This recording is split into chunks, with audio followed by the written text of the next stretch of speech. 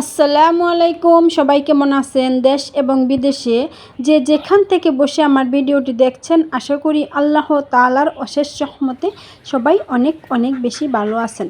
আলহামদুলিল্লাহ, আমরাও ভালো আছি।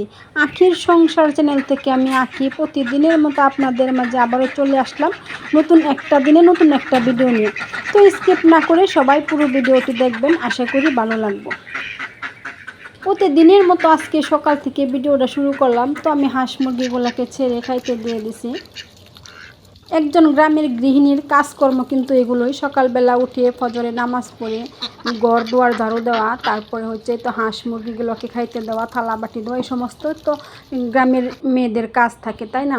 তো সেগুলোই আপনাদের সাথে শেয়ার করি। আর আপনারাও আমার ভিডিওটি অনেক সুন্দর করে মনোযোগ সহকারে দেখেন এবং কমেন্ট করেন, আমার কাছে কিন্তু অনেক ভালো লাগে। আমার প্রিয় আপু ভাইয়ারা, আশা করি এভাবেই সবসময় আমার পাশে থাকবেন, আমাকে সাপোর্ট করবেন, আমিও আপনাদের সাপোর্ট করব। আর কিছু কিছু আপু ভাইয়ারা আছে যারা কিনা আমাকে সাবস্ক্রাইবার করেন আবার কিন্তু উঠিয়ে নিয়ে যান, এই কাজটা কিন্তু একদমই ঠিক না। তো যারা কিনা আমাকে সাবস্ক্রাইবার করবেন, আমিও তাদেরকে করব, কিন্তু উঠিয়ে নেবেন না কখনো। আমি যাদেরকে সাবস্ক্রাইবার করি তাদের সাবস্ক্রাইবার কিন্তু কখনো আমি উঠিয়ে আনি না। তো যাই হোক, এতক্ষণ যারা আমার ভিডিওটি দেখতেছেন অথচ একটি লাইক দিতে ভুলে গেছেন, তারা অবশ্যই একটি লাইক দিয়ে আমার ভিডিওটি দেখা শুরু করবেন। আর যারা কিনা আমার চ্যানেলে নতুন আছেন, তারা অবশ্যই আমার চ্যানেলটাকে সাবস্ক্রাইব করে আমার পাশেই থাকবেন। আর গ্রামের বাড়িতে বৃষ্টি হইলে দেওয়াল পিড়া যে কোন অবস্থা হয় সেটা আপনাদের সাথে শেয়ার করতেছি। কিন্তু দেখতে পাচ্ছেন যে শেউলি পরে একদম ভরে গেছিল। তো আমি কিন্তু অফ ক্যামেরায় প্রথমে একটা পরিষ্কার করে নিয়েছিলাম, আর বাকিটা আপনাদের সাথে শেয়ার করেছিলাম যে কেমন শেউলি পড়ছিল। তো এদিকে কিন্তু আমি দুইটাই দেওয়াল পিড়া কিন্তু আমি ভালো করে পরিষ্কার করে নিয়েছি। আর এখন কিন্তু দেখতে অনেকটাই ভালো লাগতেছে, চোখের একটা শান্তি, যে সেই শান্তিটা আর কি লাগতেছে। চোখেই তো সব কিছু বোঝা যায় যে কোনটা ভালো লাগা কোনটা খারাপ লাগা, তাই না? তো যাই হোক, আমি কিন্তু অনেক কাজ করে নিয়েছি। আর এখন প্রায় দুপুর হয়ে আসছে, তো রান্না করতে হবে। আর আজকে আমি রান্না করব ডিম আলু দিয়ে ঘাটি রান্না করব। তো এখান থেকে আমি দেশি মুরগির ডিম নিয়ে নিচ্ছি 4 পিস। আর আমার ডিম নিতে দেখে কিন্তু মুরগিগুলো দেখতেছেন কেমন কাউ কাউ করতেছে, ওর ডিম আর কি নিতে দেবে না। তো যাই হোক, আমি 4টা ডিম নিয়েছি, আর এখানে আলু কেটে নিয়েছি, রাইস কুকারে সিদ্ধ দেবো। আর আজকে না অনেক রোদ উঠেছে, তো অনেক গরম লাগতেছে, সেই জন্য ভাবলাম যে রাইস কুকারে ডিম আর আলু সিদ্ধ করে তারপরে আর কি রান্না করবো চুলায় নিয়ে। তো সেই জন্য আমি আলুগুলোকে ভালো করে ধুয়ে নিচ্ছি, সিদ্ধ দেওয়ার জন্য। আর এদিকে তো সিদ্ধ বসিয়ে দিছি, আর এখন এত গরম লাগতেছে বলার মতো না, সেই জন্য ভাবলাম যে একটু শরবত খেয়ে নিই। তো আমি একটু শরবত গলিয়ে নিয়েছি সবগুলোর বসি দিয়ে আর হচ্ছে ট্যাং দিয়ে। তো শরবতটা খেয়ে তারপরে আর কি রান্না করতে চলে যাব, যেহেতু অনেক রোদ উঠেছে। আর আমার কিন্তু এমনিতেই সমস্যা, বেশি বেশি পানি খাইতে হয় সব সময়। আর শরবত জাতীয় জিনিস তরল জিনিস আর কি বেশি বেশি খাইতে হয়, সেই জন্য আমি আর তো শরবতটা খেয়ে নিচ্ছি।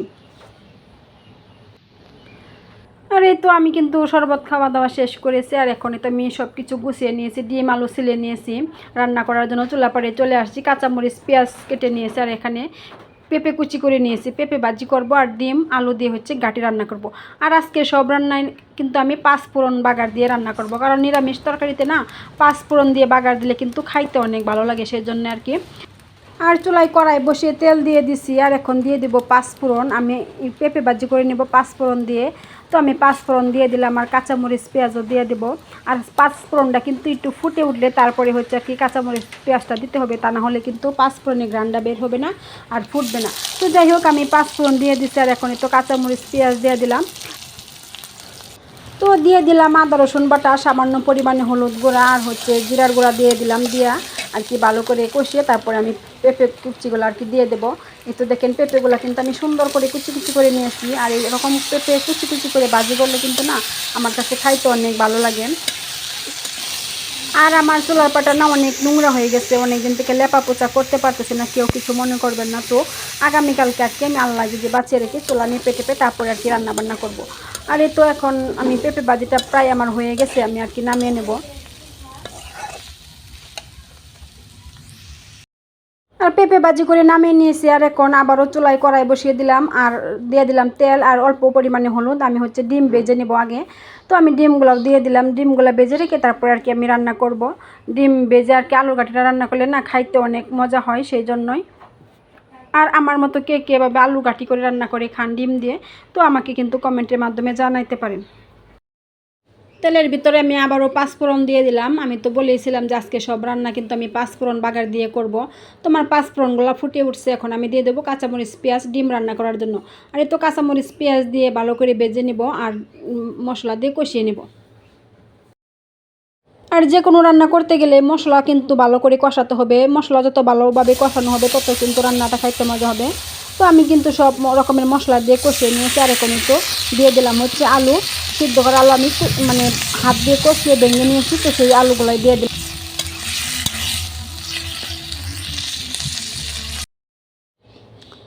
আর আলুগুলা কষিয়ে আমি কিন্তু ঝোলের পানিও দিয়ে দিয়েছিলাম। আর এই তো পানিতে বলক চলে আসছে, এখন হচ্ছে আমি ডিম দিয়ে দিব, ডিম দিয়ে রান্নাটা করে নিব। আর আপনারাও কিন্তু এভাবে আলু ডিমের ঘাটি রান্না করে খাইতে পারেন, অনেক কিন্তু খাইতে মজা হয়। আমার কিন্তু রান্না বান্না শেষ, এই তো আমি সব রান্না করে নিয়েছি। এখানে পেঁপে ভাজি আর হচ্ছে ডিম আলুর ঘাটি। তো আজকে আমার রান্না বান্না আপনাদের কাছে কেমন লাগলো সবাই কিন্তু অবশ্যই কমেন্ট করে জানাবেন। আর আপনাদের সুন্দর সুন্দর কমেন্ট পড়তে কিন্তু আমার অনেক ভালো লাগে। এই তো আমার রান্না কিন্তু হয়ে গেছে, আর দেখতেও কিন্তু অনেকটা সুন্দর হয়েছিল, মাশাআল্লাহ, খাইতেও কিন্তু অনেক মজা হয়েছে। তো আজকের ভিডিওটা এখানে শেষ করে দেব। সবাই ভালো থাকবেন, সুস্থ থাকবেন। আল্লাহ হাফেজ, আসসালামু আলাইকুম।